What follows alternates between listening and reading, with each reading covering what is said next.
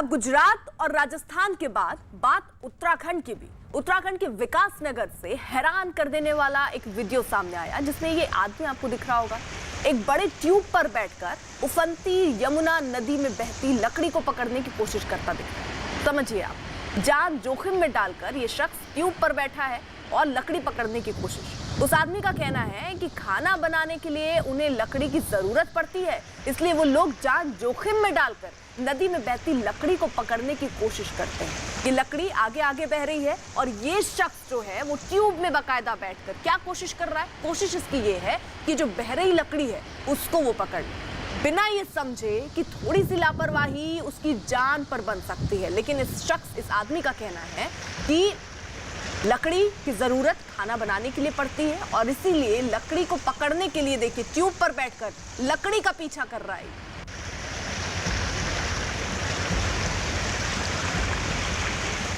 उधर हिमाचल प्रदेश के कई जिलों में आसमान से आफत बरस रही है, जिसे देखते हुए प्रशासन की तरफ से वहां घूमने फिरने के लिए पहुंचने वाले और वहां रह रहे लोगों के लिए एडवाइजरी जारी की गई है।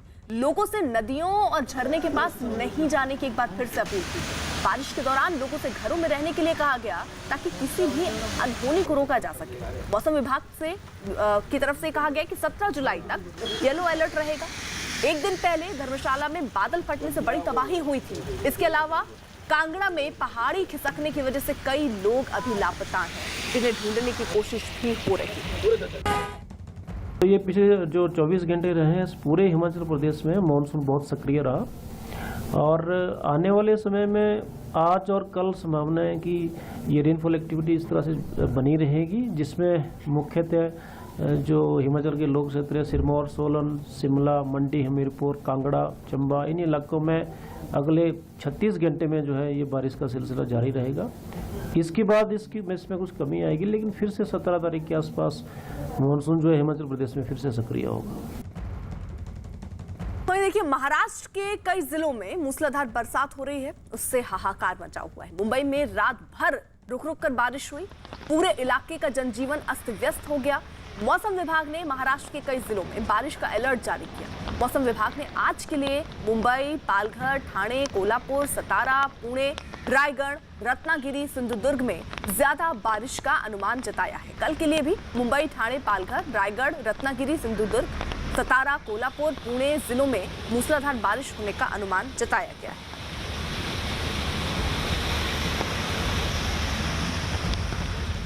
और इसी बीच एक बड़ी खबर महाराष्ट्र के कोल्हापुर से आ रही है। कोल्हापुर में लगातार बारिश का कहर देखने को मिल रहा है। भारी बारिश की वजह से एक इमारत का हिस्सा अचानक गिर गया।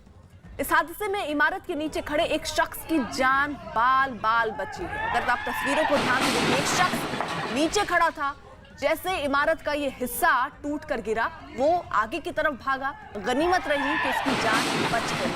तो लगातार जो बारिश हो रही है उसकी वजह से कई जगह ऐसी तस्वीरें आ रही हैं, मकानों और इमारतों की हिस्सा जो है वो गिर रहा है। एक शख्स आपको तस्वीरों में नजर आएगा, बात कर रहा था वो नीचे। अंदाजा इस बात का था नहीं कि अचानक से इमारत का कोई हिस्सा गिरेगा, लेकिन जैसे थोड़ी सी आवाज आई वो पहले सतर्क हुआ, आगे की तरफ भागा और उसकी जान बाल बची।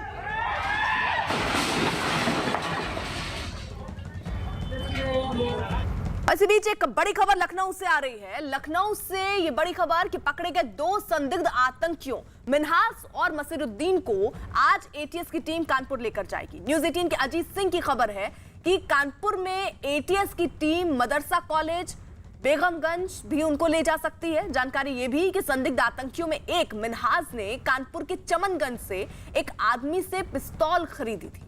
इसके अलावा कश्मीर के रहने वाले तौहीद के बैंक खाते में मिन्हास ने रकम भी भेजी थी। इसके अलावा टेलीग्राम ऐप पर कश्मीर के मूसा और तौहीद से भी वो जुड़ा था। एटीएस आरोपियों को विस्फोटक खरीदने वाले स्थानों पर भी ले जाएगी ताकि पूरे नेटवर्क का पर्दाफाश किया जा सके। मिन्हास और मसीरुद्दीन को 11 जुलाई को लखनऊ के काकोरी से गिरफ्तार किया गया था और अभी दोनों 14 दिन की एटीएस के रिमांड पर है।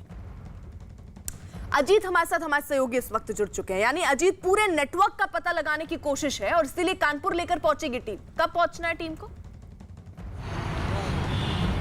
देखिए बिल्कुल अर्पिता, एटीएस लगातार इन दोनों आतंकियों से महनाज और मुसीर से पूछताछ कर रही है और इस पूछताछ में इस बात का भी पता चला है कि ये लोग किस तरह से आतंकी अटैक करने वाले थे।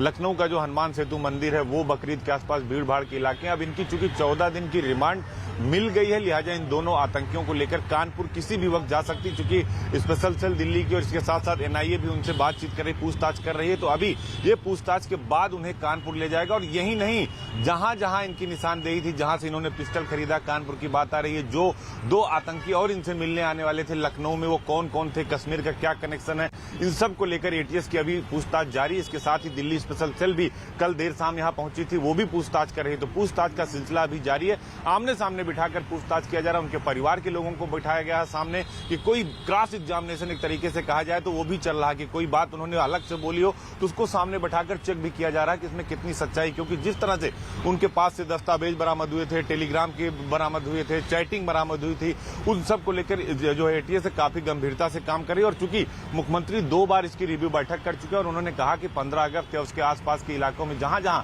अयोध्या हो, काशी हो, मथुरा हो या लखनऊ का हनुमान सेतु मंदिर हो, जो इलाके इनके टारगेट पे थे उन सब जगह अलर्ट किया गया है। साथ ही जो अलग से टीम बनाई गई स्पेशल की वो मॉनिटर कर रही है। अब इन्हें कानपुर ले जाया जाएगा और जहां जहां यूपी के संभल, जहां का पाकिस्तानी अल उल हंडी है, वहां भी ले जाया जाएगा। उसके इलाके में पूछताछ की जाएगी किस तरह ये लोग उनके संपर्क में आए थे। ठीक, अजीत जरा रहिए आप साथ। लखनऊ के काकोरी से गिरफ्तार ये 2 संदिग्ध आतंकियों के मामले में एक और बड़ी खबर आ रही है, जल्दी से आप तक वो पहुंचा दे। न्यूज 18 के अजीत सिंह की ही ये खबर कि दोनों आरोपियों की 15 अगस्त को अयोध्या, काशी और यूपी के कई धार्मिक शहरों को दहलाने की साजिश थी। पूछताछ के दौरान यह पता चला कि अल कायदा ने बकरीद से पहले धमाकों की साजिश रची थी और इनके निशाने पर भीड़ भाड़ वाले इलाके थे। जानकारी के मुताबिक कि इसके लिए कश्मीर से 2 आतंकी कमांडरों को भी आना था। लखनऊ का अमीनाबाद बाजार और हनुमान सेतु भी इनके निशाने पर थे। पूछताछ में यह भी पता चला कि इन दोनों जगहों पर प्रेशर कुकर से ही धमाके की साजिश थी।